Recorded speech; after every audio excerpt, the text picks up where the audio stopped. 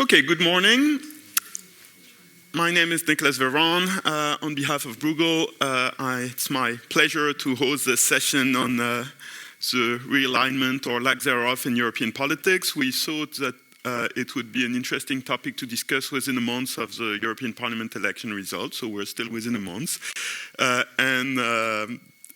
I have zero claim to professional expertise on this. My work at Bruegel, as some of you know, is on banking and finance, so that's very far away from politics, of course. But I'm delighted to have as panelists this morning three people who have more of a claim to political expertise. David Amiel will speak first. He's been for many years advisor to now French President Macron, and he's co-authored a book with another advisor, Ismaël Emilien, on the strategy and doctrine of Macronism, I guess. So we'll hear about that. And then Silke Wettach is a long-standing correspondent here in Brussels for German Economic Handelsblatt sorry, Wirtschaftswoche. I need more coffee. And Ottilia Dand is working with Teneo's consultancy on particularly Central and Eastern Europe, but political analysis in Brussels more generally. So let's start with David, and I'll ask our speakers to be vigilant with time discipline, because we want to have very much of a conversation on our questions. The question is about the political realignment in Europe and the relevance of the left-right divide. Obviously, if you compare the discussion about the appointment of the next Commission President, which I assume our panel will not completely decide, but it's a different conversation from the one 5 years ago, so that's a good starting point. David. Well, thank you very much, Nicolas, for the invitation and for the presentation. I'm not that much of an expert myself. I'm more of an actor. So with all the small actor of the political scene we will be discussing, so I'm probably full of biases, and I assume that my panelists will be also vigilant on that. So the topic was, has the left-right divide become obsolete in EU politics? That was the question you asked us. I believe that the situation is now quite different than the one we knew a few years or a few months from now. A couple of months or a couple of years ago, there was already major political upheavals. I mean, when you look at Donald Trump's election in the US, when you look at the strange election in Italy resulting in the coalition of the Lega and of the Cinque Stelle movement, when you look at Brexit, when you look at the election in France, everybody had the feeling that the political scene in the Western world was upside down, without knowing whether it was due to particular circumstances of the different countries or to a structural trend. I believe that first, the addition of these results, and second, the confirmation through the European election in major countries such as Britain, such as France, such as Germany, such as Italy, confirm that this trend is structural and something is going on that, in a way, will change the political scene as we know it. I think it's important to put in light what's happening to a decades-old collapse of traditional right and left parties. And actually, even before the crisis, if you look at what's happened to the most important political parties of the 1960s, of the 1970s, mainly social democracy on the one hand, and the conservative, the right, as you call it in different countries, you can see a steady decline in their electoral turnouts, even before the less spectacular results and even before the 2000 crisis. So I've got some numbers here. When you look, for instance, at Germany, you can see that basically the right, the conservative parties lost 10 points when you compare the 60s to the 2000s. When you look at the different countries, as you can see it's basically the same trend. The average result of the conservative parties in the countries where they were dominant is minus 10 points between the 60s and the 2000s. When you look at the left, you can see exactly the same thing. So when you look at Germany, for instance, the Social Democrats lost on average 8 points between the 60s and the 70s. And when you look at the average, it's also almost, it's a little bit above 10 points losses. So what's happening? I think that a structural change as such calls for structural explanations. First, I think that the traditional issues underlying the left-right divide as we know it are less relevant than they used to be. It's important to notice that because we sometimes have the feeling that the left-right divide of political life is eternal. It's not. Actually, the left-right divide was not born with political modernity. It was actually born at the beginning of the 20th century. When you look at the 19th century political divide, it was not left and right. In France, it was a republic versus a monarchy. In Britain, it was, in a way, the Whigs against the liberals. And at the end of the century, you have the socialists trying to emerge around what will become the Labour Party in the 1890s. When you look at Germany, it's the same. So all this left-right divide actually emerged in the 1900s in the different countries. It basically was revolving around two major issues. The first issue was capitalism. Basically, you had the left parties that were very dubious about market economy, calling for huge reforms, often leading to a quick or a slow pace towards the abolition of the market economy. On the other hand, you have obviously right-wing parties defending it, and I think that this issue about capitalism lost much of its intensity since the 1970s, 1980s.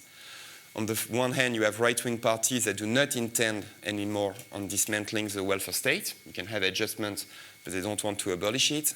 And on the other hand, you have left-wing parties that have accepted a globalized market economy with two symbolic, I believe, moments. The first one is 1993, when the French Socialist Party decided to conduct its economic policy within European constraints. And the second one is probably 1995, when the Labour Party in Britain abolished Clause 4. That was a symbol of its commitment to a Marxist doctrine.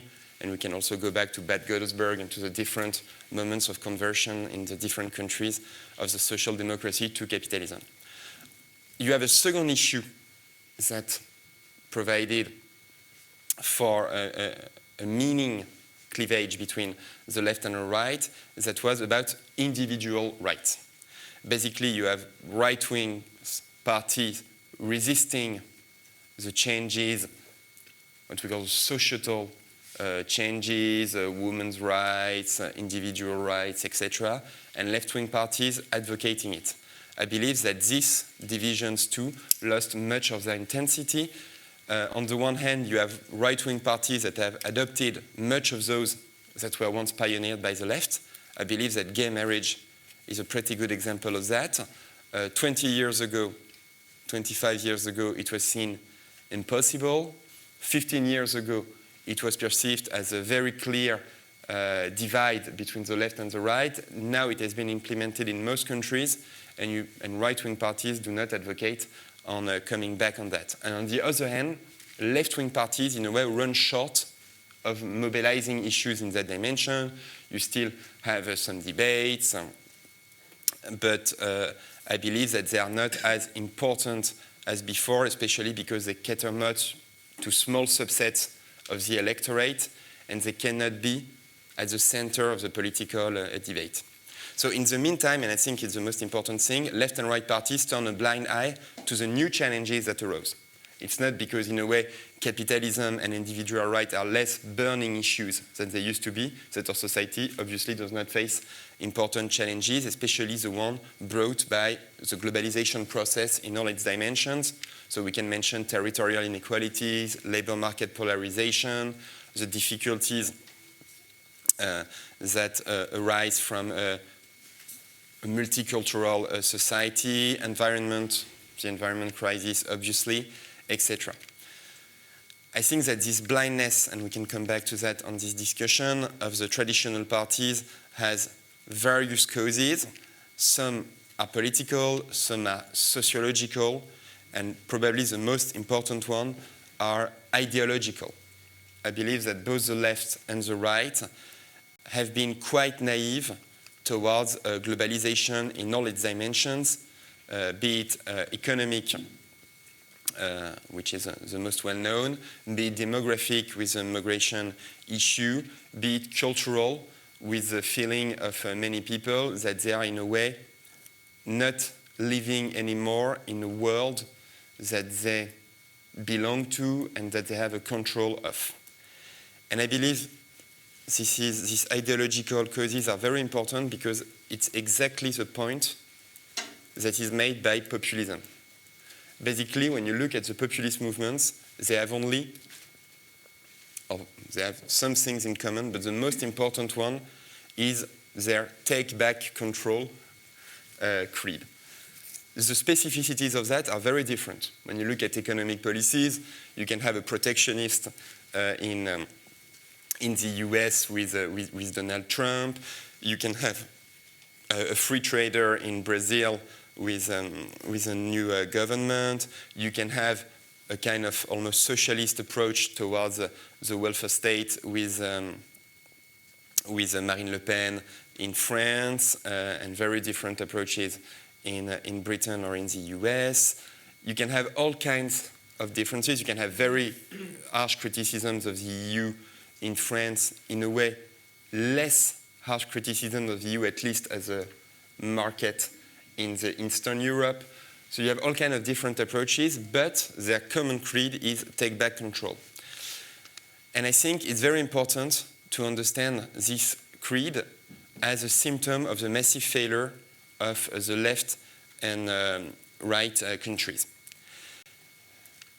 We'll come back also to that in a discussion. I think that if we take for granted that populism is more of an attitude than an ideology, I believe that the ones that try to mount a counteroffensive against populism should not indulge in moral denunciations, but should try to understand the root causes of the votes for the populism and trying to provide an answer.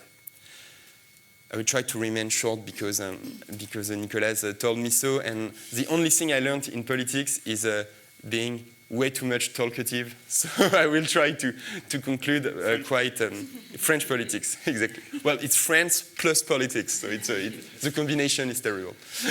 So just to summarize, I believe that the left-right divide is collapsing, that what comes next is not very clear. I believe that since populism is not that much of an ideology, it will not provide for a divide as sustainable and as long as the left-right divide has been. And I believe, hence, that the situation has become highly unstable. The first instability comes from the fact that, as I said, populism is not an ideology. So it means that they can change very quickly of a platform, and once they are in power, since their most important attitude is to trying to find out an enemy and scapegoating him for all the difficulties of society, it depends on the enemy. So on the left, it's the elite plus the wealthy, the top 1%. On the right, it's the elite plus the migrants. But when they are in power, they cannot deliver on specific public policies, so they run short of enemies and they're trying to figure out new ones. So we see it in Eastern Europe, it's pretty clear. You have all kinds of enemy propping up the longer the government stays in power. So the central bank, the judges, the EU, etc., etc. So this course leads to an always more unstable and violent political life. First reason. Second reason is that I believe that the traditional affiliations of the electorate have crumbled down. So when you look at the explanatory variable of voting behavior, you can see that the traditional ones, your age, your class, your social class, your profession, the votes of your parents, etc., lose of their meaning. And when you look very closely at it, and there are very interesting studies, especially about the French election in 2017, you can see that psychological variable become very important, for instance. So the first determinant of voting for Emmanuel Macron was being optimistic. And the first reason behind Marine Le Pen's vote was being pessimistic. All things kept equal. So obviously, when you're more educated, when you have more professional perspective, when you live in big cities, you are more optimistic.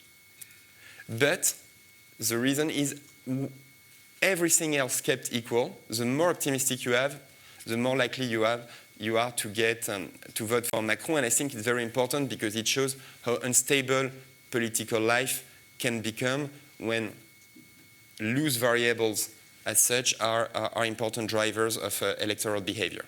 The third thing I believe is that you have a lower cost of entry to electoral competition. So the left-right divide, I believe, outlived itself in a way for a kind of decades because it was a kind of oligopolistic approach towards the political life. So even if you were not happy with it, it was very difficult to create a new party, to raise funding, to attract militants, to get known by the average voter.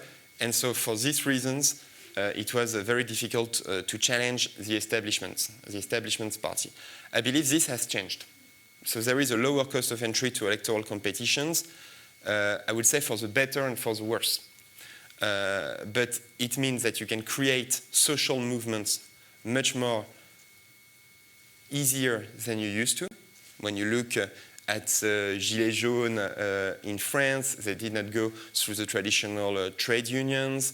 When you look at the indignados in Spain, it's the same. When you look at the movements in America, Occupy Wall Street, etc., it's the same as well. When you look at the political parties themselves, it's exactly the same. You have a wave of new parties that have been created and that came to power to a speed that was deemed to be impossible. When you look at the Lega is not a new party, but the form it took was quite new. The Cinque Stelle is definitely a new party. The En Marche is definitely a new party, etc. So I think that's the main characteristic of our time. Thanks very much, David, for setting the scene. We have, I guess, many of us will have tons of questions about Macron, and you've been very much, as you said at the beginning, an actor in his ministry, in the campaign in 2017 and in his first 2 years in power. So we'll come back to that. But first, Silke, how does it seem viewed from Brussels? Well, thank you very much for the invitation and for this very topical discussion. I think it's a very good point in time to take up this question. I was just talking to an EU official yesterday who was expressing his worries about the balkanization of politics. And I think that links in very nicely with what we were talking about today. And it's quite obvious when you look at it from Brussels that the more unstable politics become in member states, the more difficult it'll be to build a consensus in Brussels. And Brussels is all about consensus building.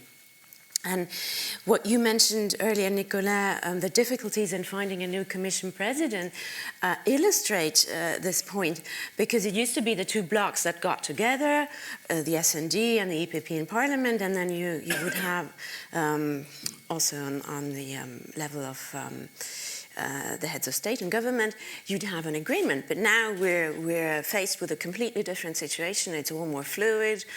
With some luck, we're going to get someone next Sunday, but it's kind of wait and see. At the same time, I find it very interesting the way you frame the question. I think it's very much a French perspective to say that the left and the right are dead. In my home country, which is Germany, there is a very similar discussion happening. But the main argument would be the big blocs are disappearing. There's a German word, it's a Volksparteien. The literal translation would be people's parties, but it doesn't quite capture it. It's more like the traditional forces are going down. Recently, someone from the Christian Democrats said to me, well, we're going down, but at least the gap between the Christian Democrats and the Social Democrats is remaining equal. When they have reached 0, we'll be at 12%. And then he said, well, this is a joke, but actually it's not very funny. At the same time, we see resurrections. We see that Spain, it's a minority government, but still the socialists won. We saw the Social Democrats win in Denmark. The Social Democrats in the Netherlands performed very well, unexpectedly well in the European elections. We're probably due to see a change in Greece, a conservative government. And I would say that the left and right dichotomy still works fairly well in a couple of member states. And let's not forget, in some member states there were civil wars. And I think they've really they've set a scene, and these sort of feelings are quite entrenched when you go to Spain, when you look at Greece. It still kind of determines your identity, what your grandparents did. So I think this left-right thing is not going to go away in all countries at equal speed. We're going to see very different evolutions in different countries. You said the left and right divide is not eternal. I would very much advocate for the left and right divide to be a very useful instrument in evaluating policies. Because what we are going to see is that all the big questions we're faced with in the EU, they have a left and right aspect. There is always the question of distribution. Take climate change. The biggest question in climate change is who's going to pay for the fight?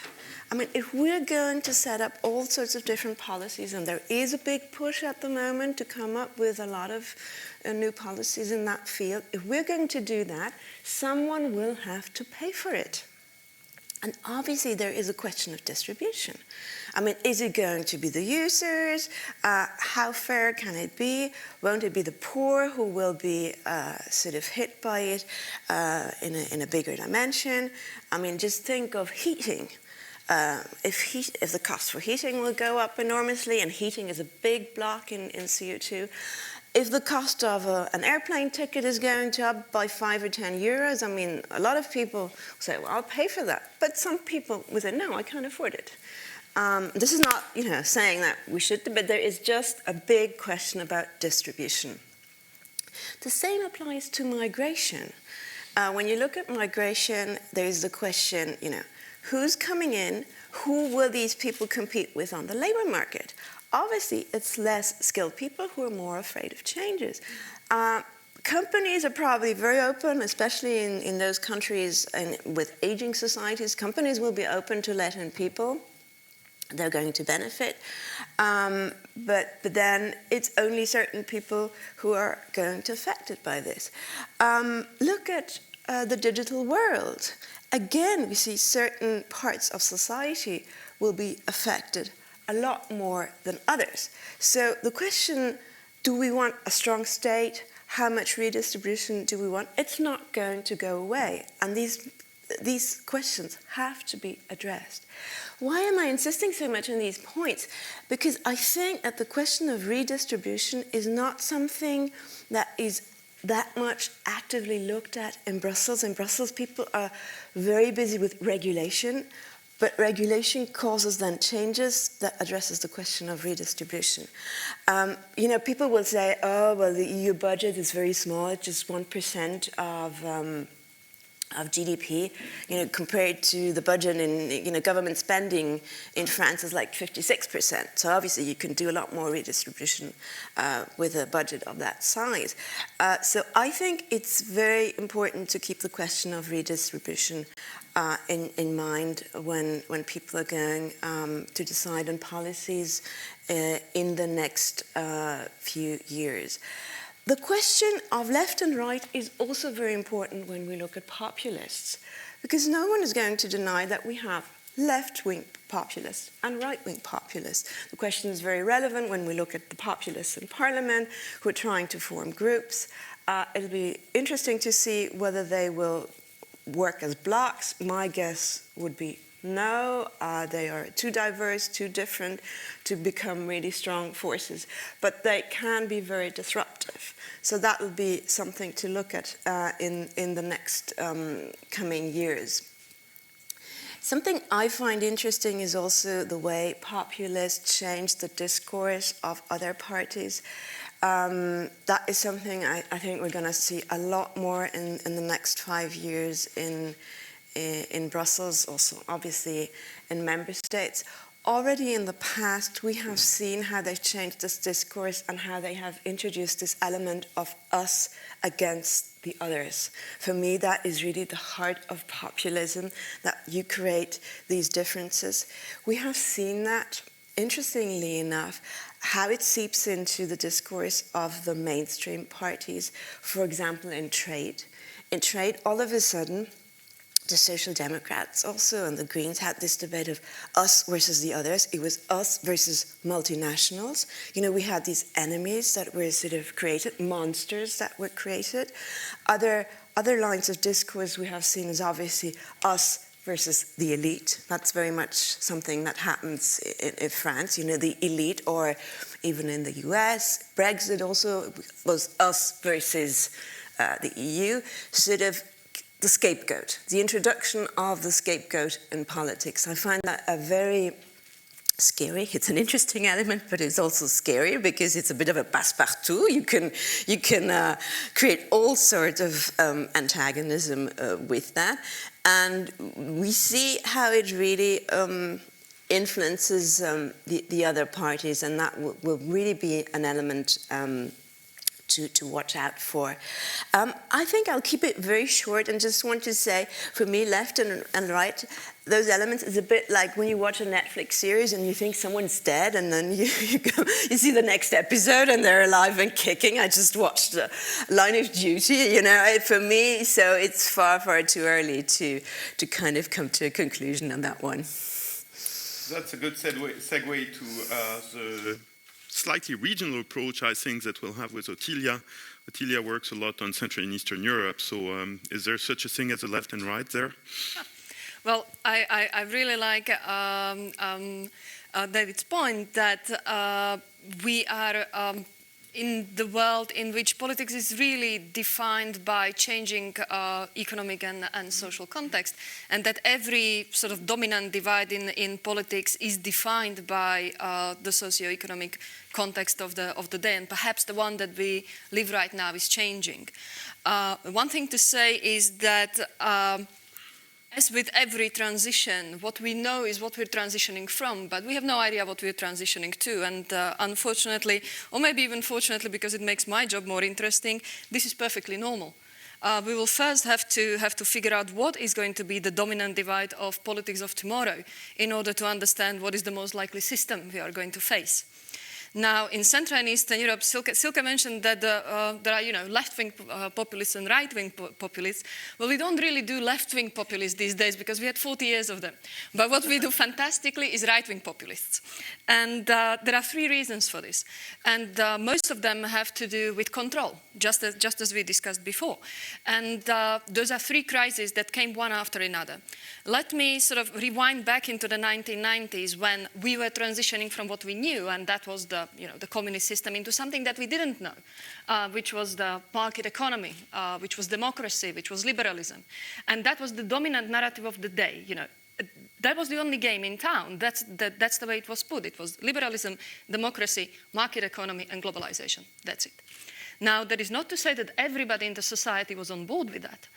There are, as we mentioned, less skilled people who are typically afraid of change, who are afraid of incoming immigrants or incoming technologies or incoming imports that will challenge whatever they produce. But since it was the only game in town and it was understood that the transition is absolutely necessary for the very economic survival of these countries, the challenges were very muted if non-existent. The only surviving communist party in Central and Eastern Europe is the Communist Party of Czechia and Moravia, and then sort of reformed communists in Romania and Bulgaria. But other than that, they're all dead. And there is a reason for it, because they basically lost their constituency. But the mindset that was behind the protectionism of smaller markets and nationalism, it didn't go away. Those voters just thought that their ideas were perhaps A, not popular, B, not to be voiced because they were not a part of what the society would accept. Now, that has changed quite rapidly. And this is because of three crises that came one after another. Now, in the 1990s, we believed that after joining the EU, the world was going to be paradise on earth. You know, it was going to bring prosperity, stability, and everything was going to be great. Now, most of these countries joined the European Union in 2004, some of them in 2007. What hits in 2008 is a major financial crisis, which brings the economic crisis into these countries, where we used to believe that having large banks participating in our markets was actually going to bring stability. So that's the first fundamental challenge to the premise that these countries and the whole region believed for good 20 years. Now, the second challenge came with austerity. We also believed that the European Union is going to bring economic stability and prosperity through redistribution. Now, then what next thing happens, that after the 2008-2009 very long, very deep recession in some countries, many of the governments fall. And mostly across the region, with the exception of Hungary, all of these governments were center-right. Now, the center-right collapses because they cannot deliver economic success as they promised. And what comes are sort of new parties that are promising pretty much the same, but more based on business and more based on sort of direct democracy, what have you. It was pretty visible, actually, in Czech Republic. And those enter into fairly broad coalitions because they tend to be smaller parties, not particularly stable. And they come to power in sort of 2009, 2010. And the next thing that comes is the austerity crisis, when the EU says, well, look, guys, you know, I know that you would like to sort of increase your spending, but actually we're going to cap it at 3%, and everybody is going to aim for balanced budgets. Now, that's not necessarily what coalition governments consisting of several parties, some of them center-left, some of them brand new, delivering for their disgruntled populations want to hear, but they have to implement it. And what they do is to point to the EU saying, well, those are the guys telling us to do that. And that's the second challenge that hits the perceptions of Central and East European populations as to how wrong they may have been in the 1990s. The third one is the cultural one when it comes to the immigration crisis of 2014-2015. Now, I'm very sorry to say that, but there is no avoiding saying that these societies in Central and Eastern Europe are closed and often fairly racist. We don't really have immigrants other than Ukrainians, but we do have problems integrating any kind of minority that doesn't look, walk, or quack like us. And I think the perfect example of that is the Roma minority. And let alone that somebody would be of a different religion, you might as well forget that. I find it that fear of immigration is usually the highest in the regions that have no immigrants whatsoever. And the reason why they have no immigrants is exactly because they would never integrate them.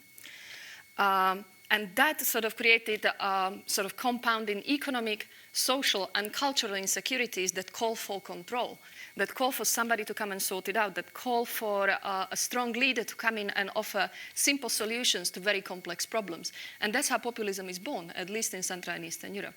And it really doesn't matter from which side of political spectrum the person comes.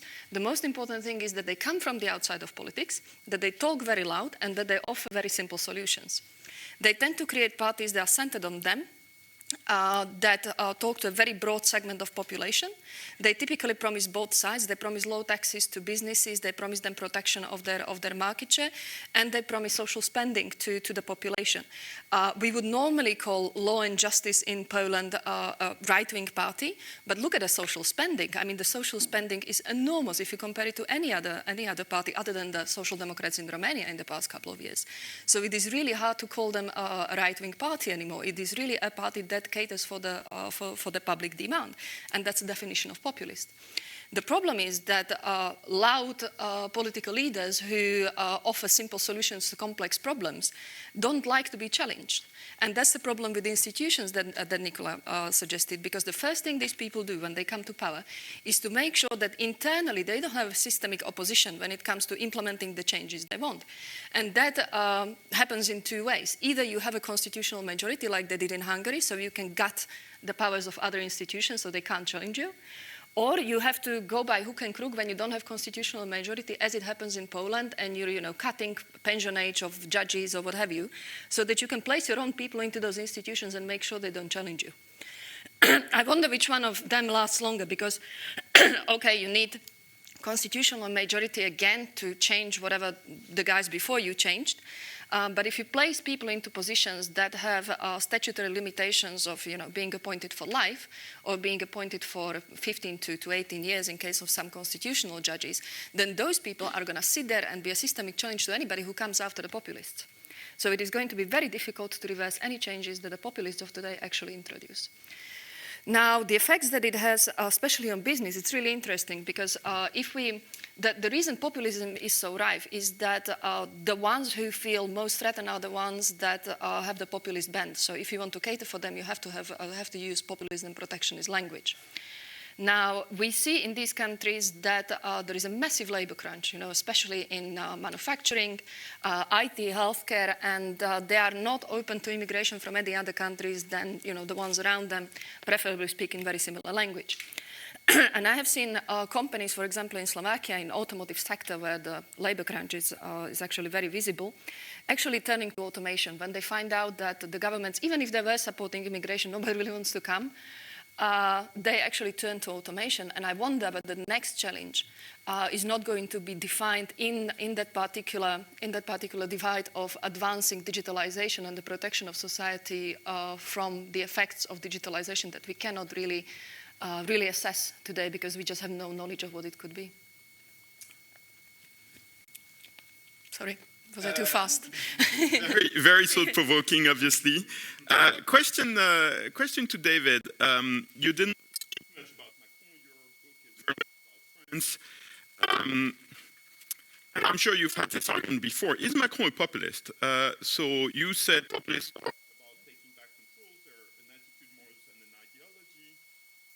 And he's been very much a disruptor. So what makes him a populist or not a populist in your analysis? So first, I think you have to define what populism is. So I believe, as I said, it is an attitude. In a sense, it is, I believe, three things. The first one is us versus them.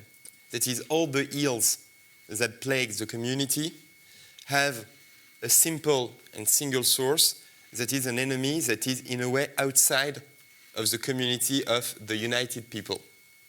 So then you can replicate the scheme in different perspectives, and as I said, it can be the migrants, it can be the elite, it can be the 1%, the wealthy, etc., as long as you want. But this is a very important scheme. So in that dimension, Macron is definitely no populist. Actually, he was even mocked for what we call in French la pensée complexe.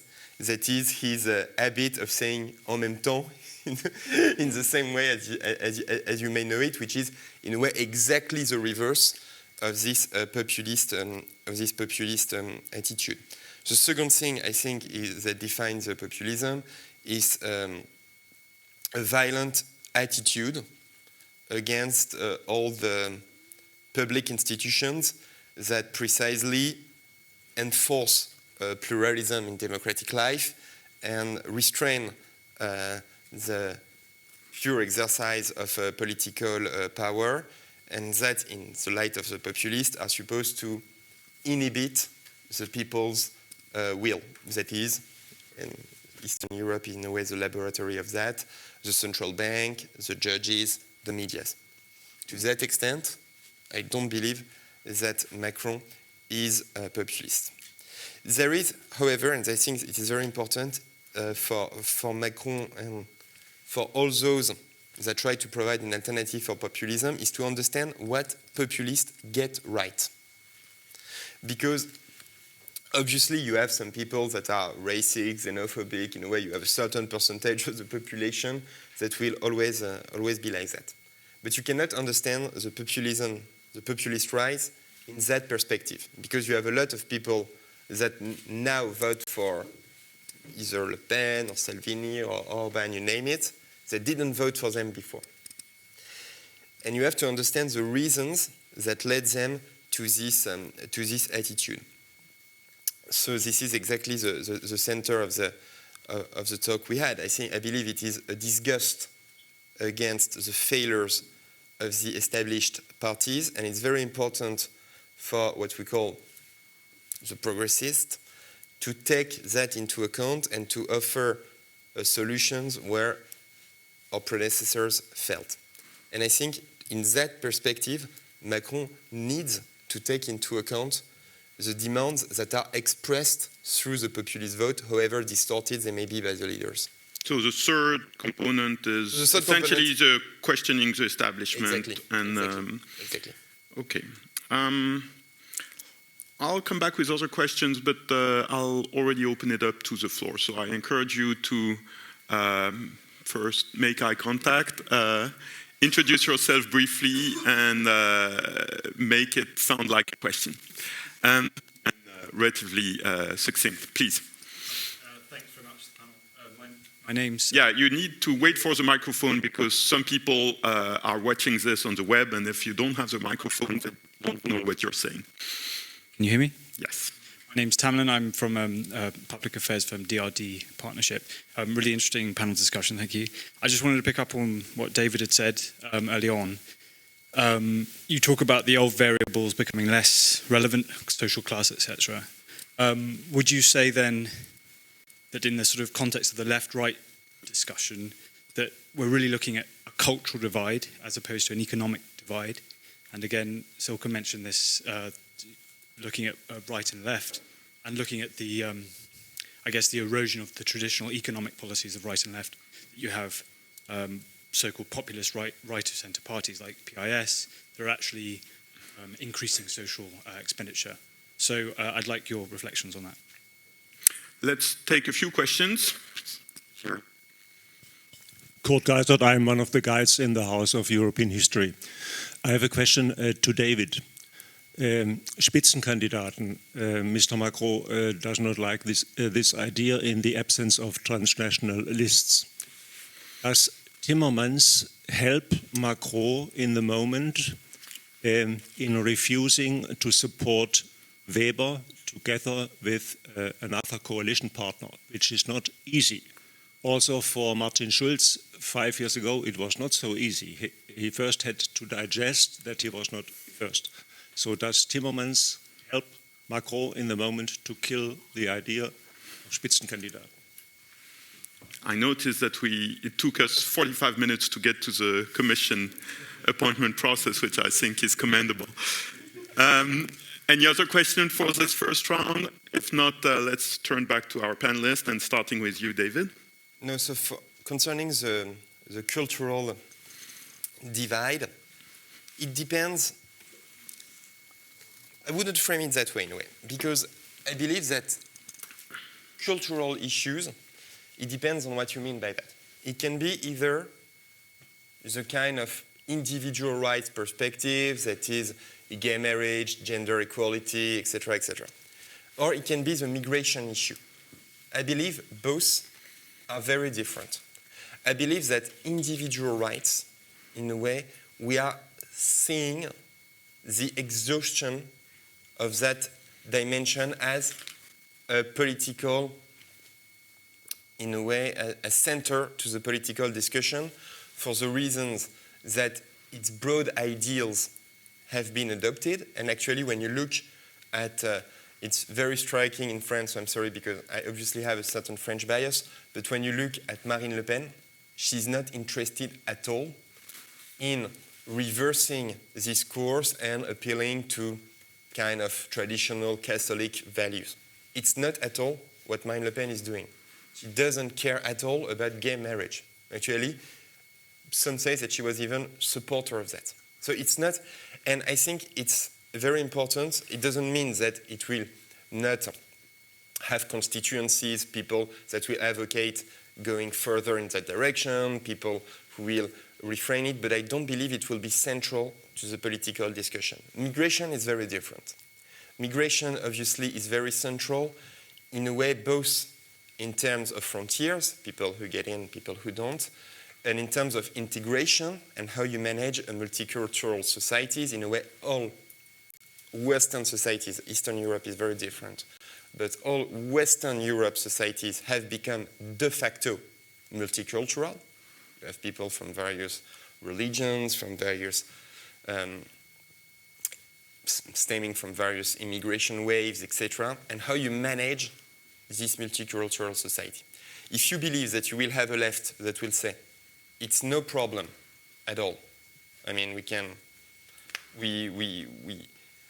don't want to impose any duties about integration, etc. I mean, a political community sustains by itself only if people abide by the rules and by the laws. And on the other hand, you have a right that says, I will defend a traditional identity the way we were 70 years ago. I believe it wouldn't work either way.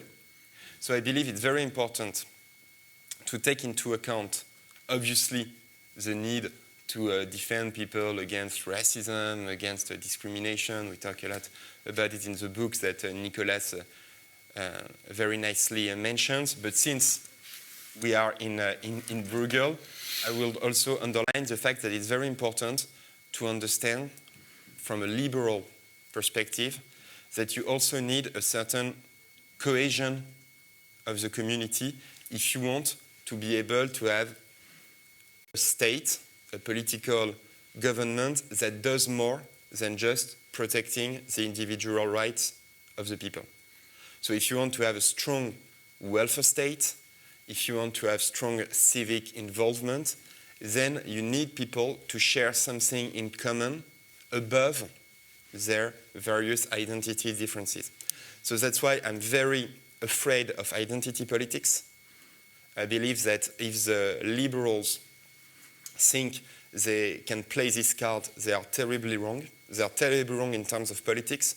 When you look at the Democrats in the US, I think it's the core of their mistake, saying that we can build a cohesion talking to Hispanics, then talking to the Afro-Americans, then talking to the women, and then having some constituencies that add up to make a majority. It doesn't make a majority because it doesn't provide for a common goal. And then you have people that engage in identity fights, in cultural war, as you, in a way, as was implicit in your question, and I believe it would be terrible. So then I think that it's important for the liberals to have this kind of cultural cohesion dimension in mind, and that's one of the reasons why I believe that economic issues are still very important. I mean, when we think about the important issues of the day, we talked about migration, but I mean, territorial inequalities is something that is very important. I believe that the gap between the most important cities that benefit from globalization and the rest of the country is both very striking in economic terms and in electoral terms. When you look at Brexit, London voted to remain, the northern part of the country voted to exit. When you look in France, the cities vote for Macron, some parts of rural France vote strongly for Le Pen. When you look in Italy, it's much more regional divide, true enough. But when you look at the US, it's the coast versus, as they say, a flyover America, etc. So I think that FAS, for instance, is a very important dimension that should be taken into account by the liberals. And I believe that this led us to a point you made before. I don't say that the redistribution issue doesn't exist. Obviously, it does exist.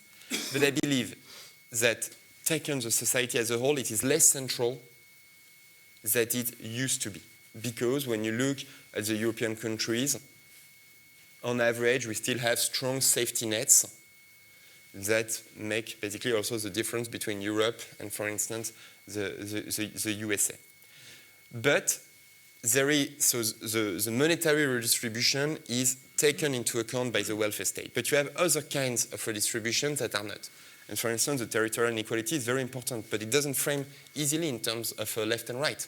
I mean, what's the left position on that? What's the right position on that? I don't know. You were supposed to have a right that was defending the countryside, the rural parts of the country against the cosmopolitan cities. Basically, the idea we have about being very conservative. On the other hand, you have a left that is supposed to stand for those that are left aside by the economic transformation. So what is left, what is right, I don't know in that perspective. So I believe we have to frame things a bit differently. So the other question, and I'll ask you to be slightly briefer, is you guys are killing the Spitzen. What do you have to say about that? So on the Spitzenkandidaten, I believe that in a way it's exactly the result of the political situation we are discussing. We did it at the national level, but at the EU level it's amplified. You don't have, obviously I don't believe that at the European Parliament you have a left-right divide for obvious reasons. The first one is that you have a fragmentation of the Parliament to a scale that has not been seen before. The second thing is that people did not vote for either a left or a right majority at the European Parliament. They vote still out of a national list, and that's one of the things that Macron, I believe, rightly mentioned.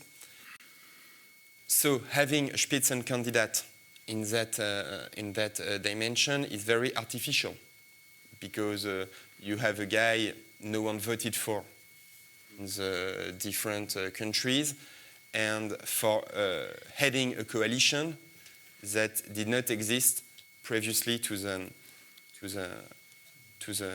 election.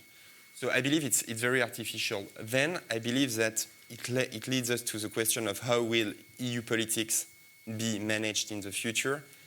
I believe it's even more undetermined than, more uncertain than what we see at the national levels, because the major issues that are discussed at the European level, as we say, environment issues, trade policies, migration, in a way, monetary integration, attitudes, are exactly those that are the less central to the left-right divide. In a way, redistribution through the welfare state is much of a national prerogative.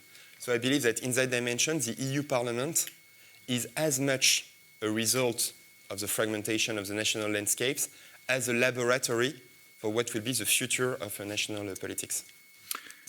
Silke, I think you may have things to add to this, and I also have a question to you, which is about the Greens, because we didn't speak a lot about the Greens. Obviously, they're becoming the first party in Germany, but also a surprising surge in France, in the UK, through the European Parliament election. So can you give us a sense of how they fit in the discussion we've had so far? Yeah, I just wanted to add quickly 2 points to what you just said. I find it interesting the way populism also seeps into the discussion about the Spitzenkandidat, because now people are saying we want to end those backroom deals. I'm sorry, but Juncker was elected in a backroom deal. And now everyone is presenting themselves as truer than true, and, you know, being like the real good guy. So it's just very interesting how the debate evolves on that one. And as you said, I mean, only Germans could vote for Weber. So, I mean, it's very obvious that this is not a very democratic process the way it is without transnational lists. The other thing I wanted to add on redistribution, we haven't spoken about fear. I haven't heard the word fear, and I think fear is very important, because also in what you said about Eastern Europe, fear of decline. You know, we see something very interesting in Germany. People are as well off as never before, and yet again there is quite a high percentage of voting for a right-wing populist party, and I think it's this fear of a personal decline in income or insecurity. Redistribution, you said there are safety nets, but if those safety nets are not perceived as working well, I think they're not good enough. And that's probably, well, we also see populism in Northern Europe, but I think their safety nets are a lot better than what we have. And I think as soon as you have fear coming in, it's about perception, and that is something that needs to be taken up by politicians. The Greens, it's a fascinating topic. I think we could have a panel just on the Greens. But in a way, I think they were quite successful. They had these tactics of presenting themselves as a fairly empty canvas, and then people could project a lot onto that. I have a feeling in France, a lot of people who didn't want to vote for Macron or Le Pen just voted for the Greens. Similar in Britain, it was also, they were fed up. It's also a bit, for educated intellectual people who are fed up with mainstream politics, they turn to the Greens. In Germany, it was also a fresh force. They were voting for people who are very tired of the Grand Coalition. They think nothing's moving. So you've got people, leaders that come with a breath of fresh air. We don't really know what they want. Interestingly enough, in Belgium, you can see the Greens, north and south, in the recent elections. The ones in Flanders were very precise about taxes, what they want to do. They didn't fare well. So this confirms my hypothesis of this empty canvas. Blank canvas, yeah. Yeah, blank canvas, and then you project your desires of an alternative way of doing politics. I think a lot of people. Would you say the German Greens still broadly align with the left-right divide and our party of the left, or how is that viewed? Well, I think it depends a bit on certain issues. Maybe on free trade, they're very much on the left. But I think they have come a long way. They've become sort of a mainstream party, and it's really, you have to look at it really individually, issue by issue, but I see them as very much a centrist force.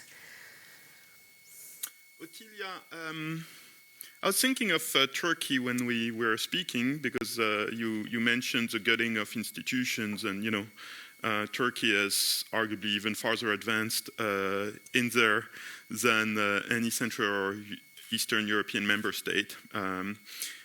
And still, we saw what happened with the municipal election in Istanbul. We don't know what will happen next, but I think there's a very strong signal there.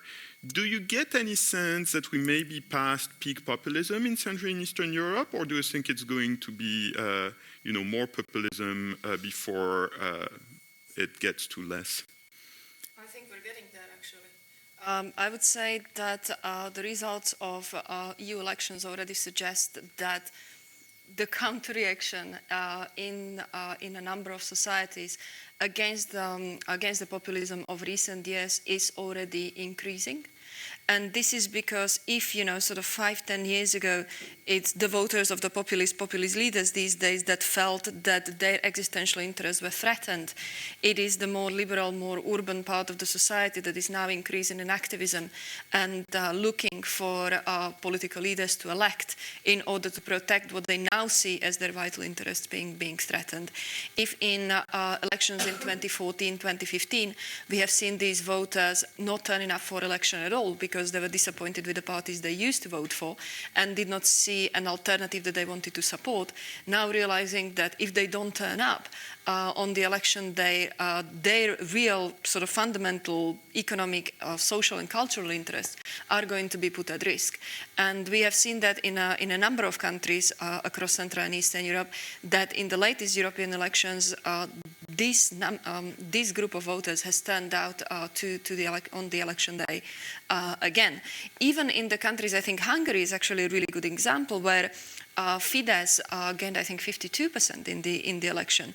But we have seen a rise of several opposition parties that was fairly unexpected, that suggests that actually the opposition may be getting their act together even in Hungary, where we did not have a serious opposition for at least 8 years now. The same is true, for example, about Slovakia, where the sort of urban, liberal, pro-European parties did extremely well in European elections, actually beating the trend towards the far-right, really nasty kind of far-right, not the far-right wearing suits, but the far-right wearing uniforms and wearing torches. Which we were really afraid because those guys got 25% in the recent presidential election in the first round. So the sense of sort of European liberal values being put at risk is now forcing the voters that were inactive for several years returning back to vote on the election day. And I find that once you find the momentum for these challenging parties, it actually helps them to increase in the next round of elections. So I would suggest that the next one to watch is actually the Polish parliamentary election in October, and to see how does the situation develop there, because let's not forget the PIS has a majority of exactly 3 in the parliament. And this is because the center-left did not break into the parliament because they went as a coalition and missed the increased threshold of 8%.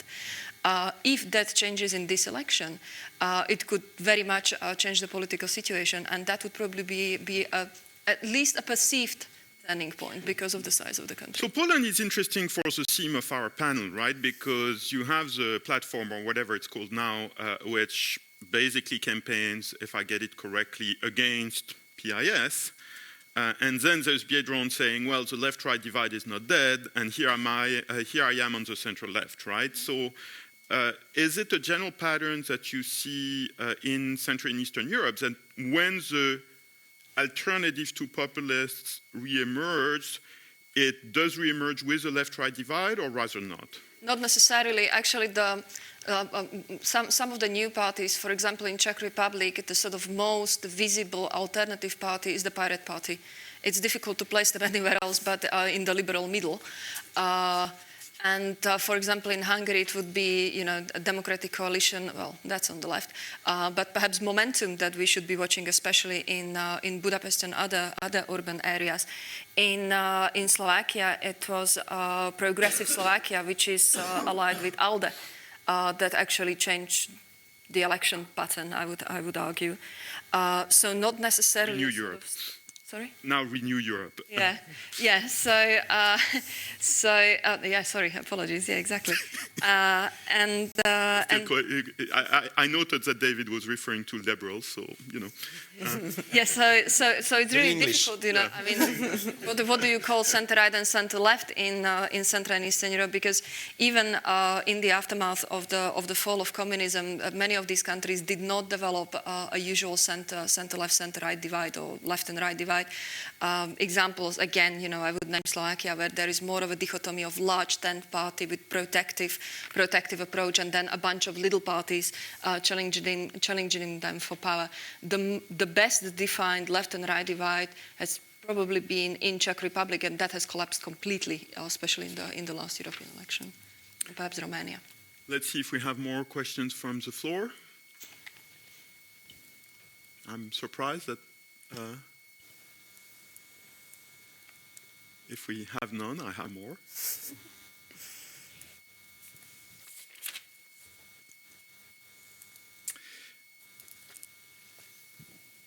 A question about Macron again, David. I put you on the spot. You said there are 3 features of populism, right? Us versus them, questioning the institutions, questioning the establishment. And you told us Macron is not number 1, not number 2, but he's number 3, right? And I thought that was very thought-provoking, but may I challenge you a bit about number 2, the institutions? Because there are a lot of debates in France about freedom of demonstrations, a draft law which I think was not passed in the end, but that was viewed as restricting freedom of demonstration excessively, and Macron's whole attitude to the media. I mean, it's no secret that Macron and the media have a somewhat rocky relationship, and that's one of the institutions that you actually singled out as one that matters in this conversation. So can you tell us a bit more about how you view these tensions or these controversies from your perspective of having spent so many years with him? So I believe that first that each issue is very different. When you look at the demonstrations, it was something of a normal, in a way, discussion between the executive, the parliament, the judges, and especially the constitutional court. You had important and violent demonstrations in France which I think, and is very important to underline, were quite well managed by the police forces because it did not result in any casualty, given the violence and the intensity and the extension of the demonstrations. It was very, very valuable. Then you have a ministry for the interior, a government that asks for new powers to pursue the violent demonstrators, because demonstrations are not what they used to be, given that they are not organized through well-known organizations because of the technological revolutions we have. You have a government that pushes a bill, the Constitutional Court says okay on some things, no on others, and where Macron is no populist at all, is that it was Macron himself that asked the Constitutional Court to have an opinion on the draft bill. The Constitutional Court says no on some parts of it. It was not adopted. So I don't believe it has nothing to do with populism. It's a kind of normal dialectic between the Constitutional Court and the government, with the president acting as in a way, arbiter between the two. When you look at the media, it's also very different, because you don't have any willingness of control of the freedom of speech of the media.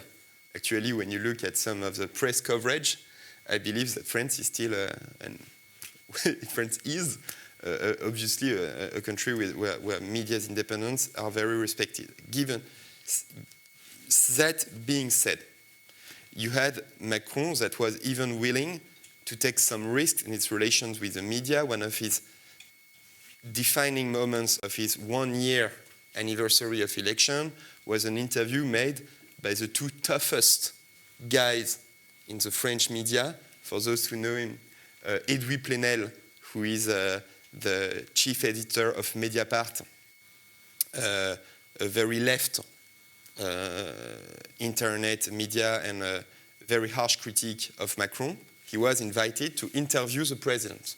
So no president put himself at such a risk in front of the television, etc. So by exactly saying that I'm accused of neglecting the media, I will be interviewed by the two toughest guys in France to show that I'm ready to face any kind of criticism. Then I believe that and it leads us to a criticism of establishment. I believe that it's very important for the parties to reconnect directly with the aspirations of the people. You had the professionalization of the political organizations since the 1970s, 1990s, that created a kind of disconnect between the elected people and their electorate. The first made career, the second ones were less and less willing to engage voluntarily in organization. I mean, membership declined, and politicians began to see society excessively through the lenses of the media and the pollsters. That's how they knew what the electorate was concerned about. I believe it was a big mistake. And I believe that what Macron tried to do was to find a more direct connection with the people, which is something that, after all, should be central in democracy, not instead of the media, but in addition to them. And it was very fruitful. I just give an example, and I will stop that. For instance, we started En Marche with what we called La Grande Marche. So it was sending people to knock doors to doors, not to sell a program, but to listen to what people had to say about the state of the society. When we launched it, it provoked a lot of laughter among commentators, saying, you really need to knock on people's door to know what they are concerned about. I mean, just look at the polls, unemployment, insecurity, etc., etc. And we said, okay, we'll find out if we find something else. And something that was very important was all the testimonies we had by women of all social classes about harassment. Then Macron decided, based on that, to pledge to make the fight for gender equality, and especially against violences against women, the great cause of his mandate.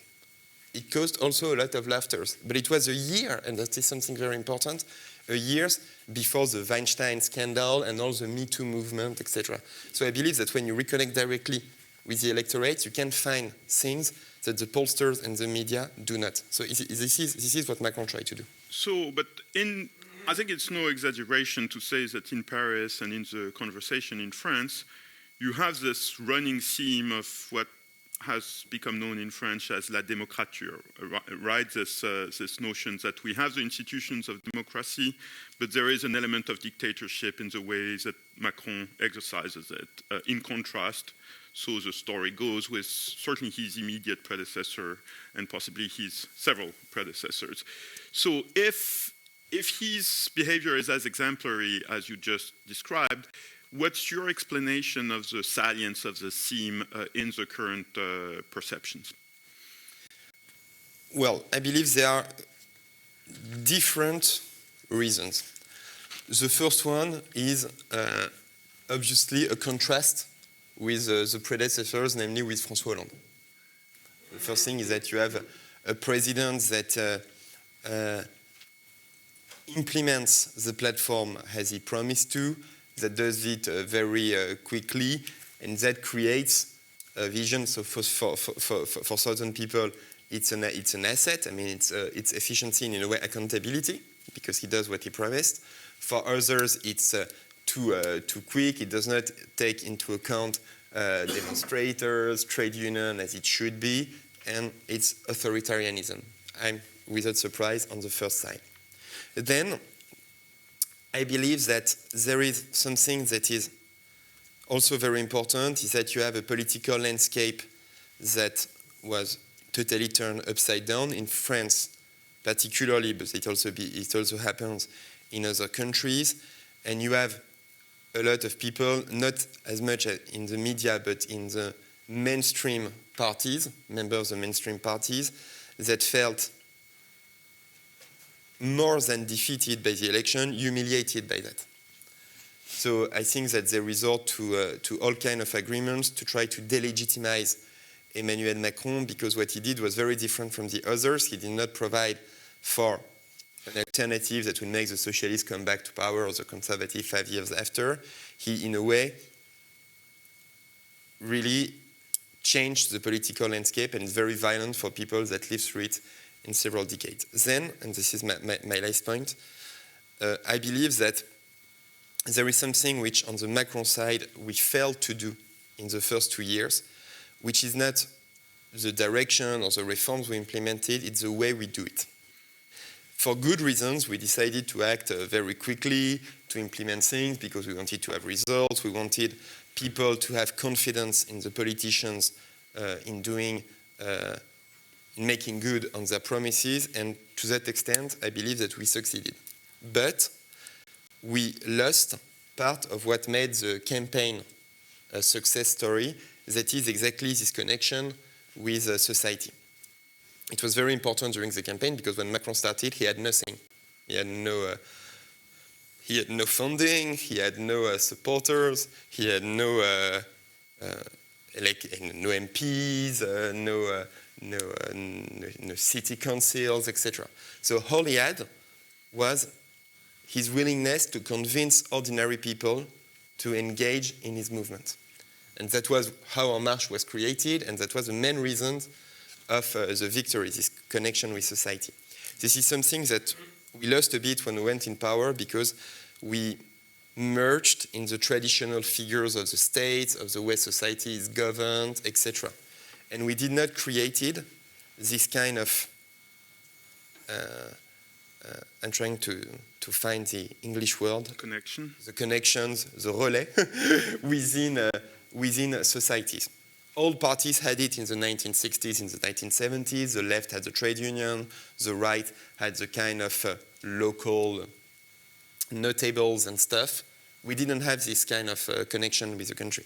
And I think it's very important to recreate it. I mean, that's the reason of the title. When we say the progrès ne tombe pas du ciel, progress doesn't come out of the sky. It means that if you want to engineer social change, you need to mobilize all parts of society, and not only the government and the assembly. I think it's very important. I think it's at the heart of what the president is trying to do after the Gilets jaunes moment. Silke and Ottilia, I'd like you to comment a bit on what you observe in member states other than France, or maybe in France as well, in terms of this shift in politics, the rise of new parties, the erosion of traditional Volksparteien. How much of that is domestic? How much of that has international influences? So do you think that there is, in a way, a kind of peer effect, that the fact that people see traditional parties eroding in the countries next door contributes to the erosion of traditional parties domestically, or would you say all of this is completely locally determined? I would argue that it is locally determined, but at the same time, obviously it is influenced by what is going on in the rest of the world, because, globalization just changes the way people live. I mean, take Brexit, for example. I know, like, the father-in-law of a friend of mine, who's British, said, yeah, if I vote for Brexit, he's an engineer, and he said, we'll go back to the good times, when Britain had a lot of industry, we'll just stop deindustrialization. And I think these kind of naive ideas of going back to better times, that is something that influences a lot of people. So, and now, I mean, we could have more trade wars, all kind of insecurity that is happening, that heavily influences people. But I doubt that someone, is looking at Italy or France and saying, oh, I'll vote for another party. I think that is a more personal decision. I mean, also, when I look at AfD, at the right-wing party in Germany, it's not because people in Poland or in the Czech Republic vote in a certain way. But hasn't there been a bit of that effect that, people read in the media about populists rising everywhere, and that kind of breaks a psychological barrier, or is that fictional? It sounds a bit fictional to Okay. me. I think it's more about relating to people. It's something, I mean, my parents told me that AfD were the people most active in their neighborhood. And when on a Saturday, when you'd go to a market, they'd be there talking to people. And I think that, creating a link and really relating to people, that is something that plays very, very heavily. But reading the papers, no, because in the papers, I mean, you get a lot of negative portrayals of those parties, depending on the paper you read. But depends on your selection. But yeah. I would say, and it's actually what's interesting. Like me as a journalist, I notice that people are so interested in sort of being heard. Like sometimes I get really nasty emails, especially about the EU, and like me, being a bit. People accuse me of being a big fan of the EU, and I said, no, look, I was trying to be very objective. I said this, that, and the other, say during the Greek crisis or something. And then I'd have a couple of exchanges, and once someone who'd written me a really nasty email said, if we keep going on, if we keep doing this, we'll agree. And I think this guy was just so pleased that for once someone was listening to him. And I just get the feeling that is something that plays in politics very strongly as well. Ottilia? I think we shouldn't overestimate how much do people in individual countries know about the politics next door. Because oftentimes it happens to me, part of what I get paid for is to read the regional press. And often it happens that even the best papers in the country X have the information on what's happening in the country Y 2 days later than the FT. So people don't necessarily pay that much attention what's happening with the neighbors unless it is a big protest or a big election that sort of is seen as determining the future of the country. If countries are particularly culturally close, like Czech Republic and Slovakia, then they pay more attention to each other's politics because they probably have relatives living there, or they just want to know. But for most of the countries, they don't necessarily watch what's happening in the other country. But the politicians do. And they do learn from each other. They do copy. I think a perfect example right now is the discussion about how to handle the media that doesn't necessarily project the pro-government message. with using the examples from Hungary, rediverting advertisement spending, looking to create some sort of an umbrella organization, changing the governance of the public media and what have you. And that's pure learning from what was implemented in other countries. Very similar case were changes in the pension systems, both when they were being introduced in the 1990s and early 2000s, and then when they have been dismantled in order to feed temporarily the state budget so that it doesn't hit the debt ceiling breaks. And there is a number of examples like this. But one fact is that most of the countries are so different from each other in their individual interests that they don't necessarily follow the same political patterns when it comes to exact development in politics and exact parties that are being supported by the population. But they are being influenced by the same external factors. One that really stands out is actually Germany. Because if you have a look at economic patterns of these countries, let's say Visegrad 4 countries, they export so much into Germany that when we watch the economic development of these countries, they basically follow Germany one quarter after, either deeper down or higher up because they produce durable consumer goods. So if you have a look at, let's say, Czech Republic exports 1/3 of everything that's produced in the country, 33% of all the exports, and exports represent 82% of GDP to Germany. Not core markets of the EU, to Germany. So 1, 2, 3 tables, that one goes to Germany, right? So you can imagine the effect that whatever happens economically in Germany has on Czech Republic. By extension, in Slovakia, 22% goes to Germany, 10% goes to Czech Republic, 1/3 of that goes to Germany. So it is really sort of important to view what kind of influences actually determine the livelihood and the perceptions of the population, because it really is about being optimistic and pessimistic to determine the politics and the stability of politics in individual countries. But if you look into cooperation in between individual parties that perhaps share the same characteristics in these countries, there are not necessarily too many links between them. There are links between the leaders of these parties that occasionally meet, but given the personalities, it's often a clash rather than a friendship. But they do learn from each other. It's really amazing to see how fast they actually learn from each other. And sometimes it misfires. It misfired in Romania, for example, when the Social Democrats tried the Eurosceptic line, and that really just doesn't fly with the Romanian population, so they will have to abandon it quite fast, actually. Well, in a way, that's similar to what happened to Mrs. Le Pen with Frexit, right? There was some back and forth in putting that on her platform. Yes, exactly, because, and it's very important, I mean, it's at the core of what we are saying about the populists having, in a way, not as much as an ideology as an attitude, is when you look at the National Front's attitude towards Europe, it changes every 2 years. You had first Frexit, then no Frexit, then Frexit again, then now we don't know where we are, probably not Frexit anymore, but it's something that is very important, and I believe that is something, a reason for being optimistic, is that you can see that in all different kinds of indicators, being the turnout for the European Parliament's election, or the polls, or the changes of attitudes of populist parties towards the EU, that the attachment of the European populations towards the European Union increased in the recent years. I mean, probably from a trough that was reached during the economic crisis. Last opportunity to ask questions. Yeah, I have two here and there. Just wait for the microphone. We start with you.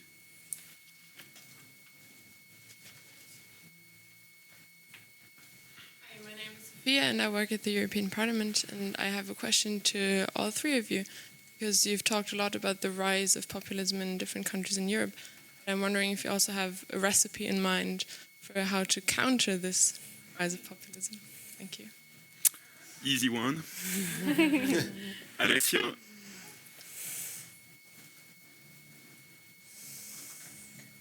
I mean, my question links a lot to what was just said, which is... Introduce yourself. I'm a policy strategist at the European Commission, and the angle would be from the Commission side. I've heard a lot of national politics talking, but at the same time you say there are some general trends. And so what I wonder is there something that the Commission at a European level can do at a time when policy doesn't really seem to be the key to do something about this stuff? So if I think of regional policy, we give money to the regions, and then the regions or the territories or what you say ends up voting for these parties. And so I was wondering if we just should wait and see and hope that the national politics takes care of this, but then be accused that we're not upholding the values. And so what is your take on this? So, two good questions. Let's take the panel in reverse order, starting with you, Attilia. All right, I'll take it from Alessia's question. Can the Commission do anything? Whatever you guys do is either going to be ignored or misinterpreted. And this is because European Commission in particular is actually an external institutional constraint on the power of populists. So if inside the country they can change the workings of a constitutional court or the powers of the, I don't know, Supreme Court not to proclaim elections anymore or God knows what, they cannot do anything about the European Commission. And especially about the ECJ, they cannot do anything. That's a separate thing. But really, the European Commission is an external constraint on their exercise of power.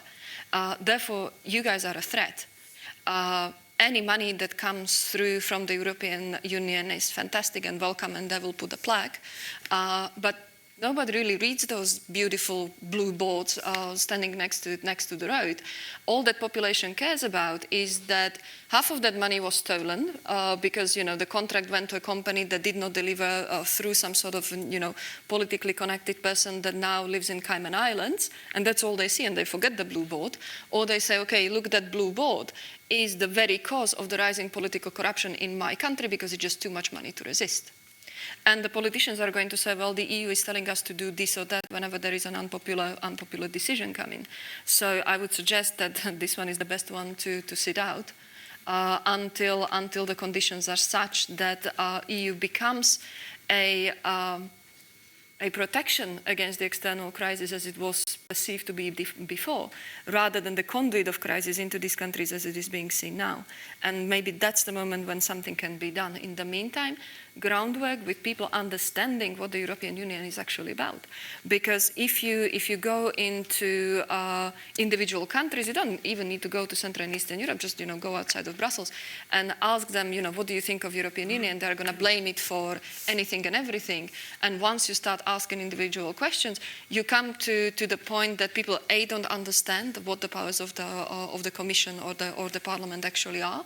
They probably can't even name the institutions, and they understand the European Union in many ways as being responsible for all the evil in the world without necessarily understanding what is it about and who has the power to decide what, and often blame the state of local roads on Brussels not understanding and unelected bureaucrats and what have you. But it's all the rhetoric that's being created by the narratives perpetuated by the national political discourses rather than real understanding. And to me, it really all comes down to education of voters. In where I come from, which is Slovakia, the 1 hour a week that you have for civic education is basically used for drawing and having free time, right? And I think that's exactly the wrong way to go, because we are not educating people to understand the power that they actually hold when they go to elections. And when it comes to the countering the rise of populism, again, it's making people understand that the political power they exercise is not about casting protest vote against anything and everything that you're unhappy with in your own personal life, be it your work situation or the state of the roads in your country, but it is passive and active election rights that if you don't like something, you can actually join the politics, and you can join it on the local, national or European level. But giving people power to understand what they actually wield in terms of active and passive voting is probably the way to counter the irresponsible voting patterns we have seen in recent years. So that was a reassuring answer for you, Alessia. Silke?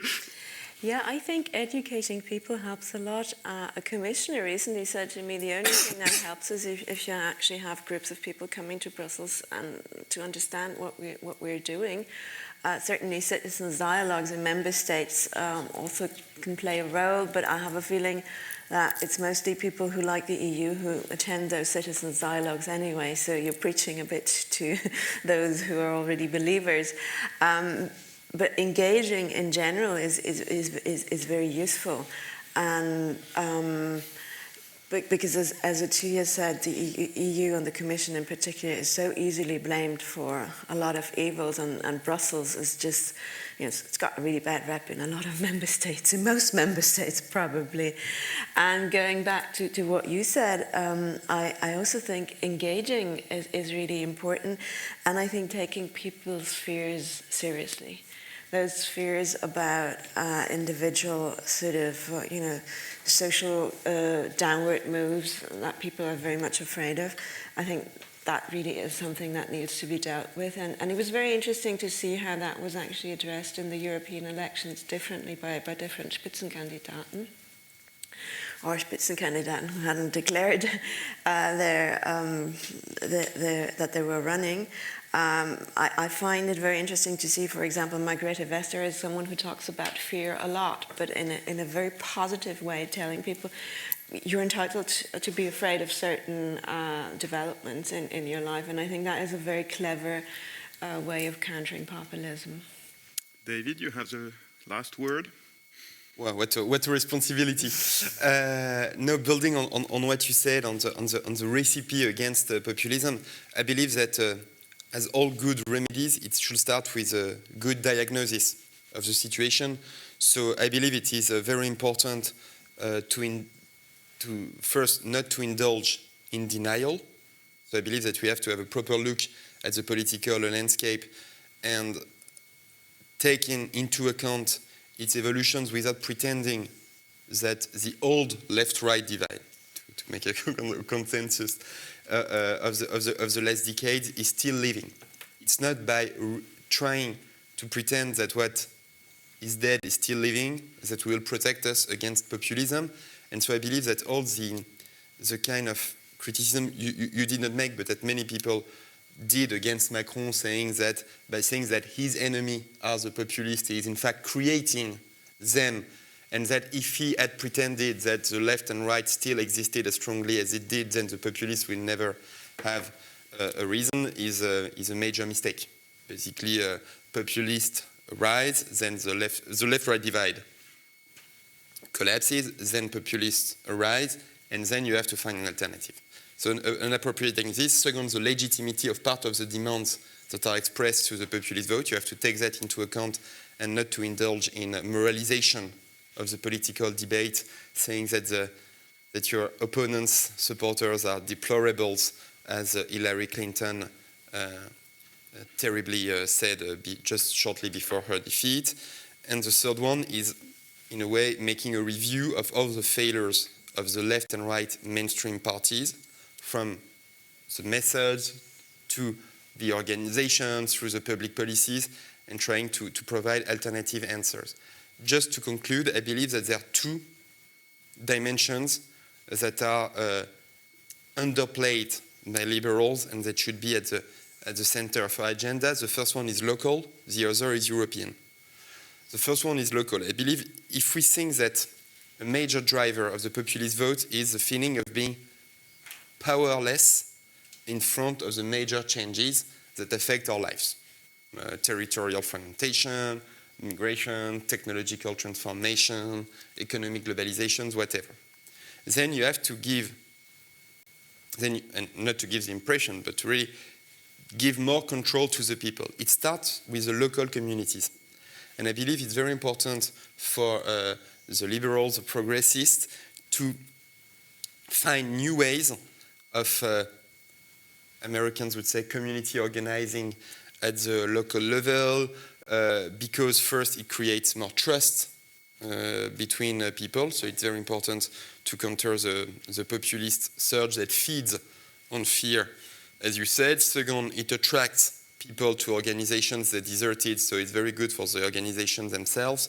And third, because you provide local solutions to sometimes local problems that are very important, migrant integration, economic development, etc. And I think that a lot of what you can do at the local level can be very powerful.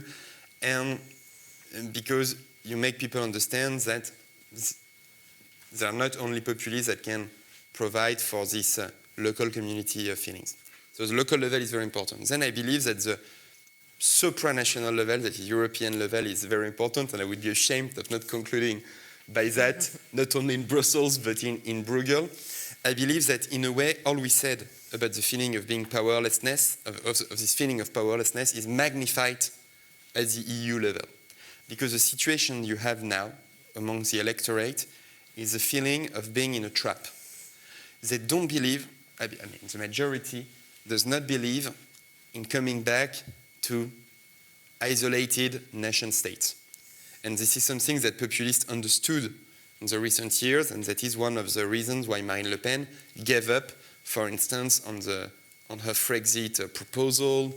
That is also one of the reasons why Matteo Salvini never crossed the line of advocating an exit of Italy. Even so, he likes to get close, right? He likes to get close, but he never crossed. He never crossed. It's something very important. And I believe for a lot of reasons we don't have time to develop. But I believe, so on the one hand, they don't believe in coming back to the old nation states. On the other hand, they are, and I think it should not be underestimated, kind of desperate with the EU as it goes.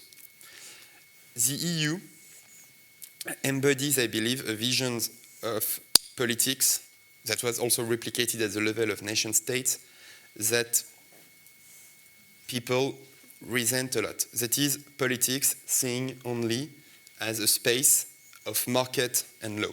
Market, that is free trade, etc., and law that is protecting individual rights through the European Courts of Justice, etc. I believe that people want politics to take back control, that is having a state or a supranational entity that takes into account the strategic dimension of having a power on the major changes we are talking about. So I believe that the EU has to create this strategic dimension, especially in relation to the external world, to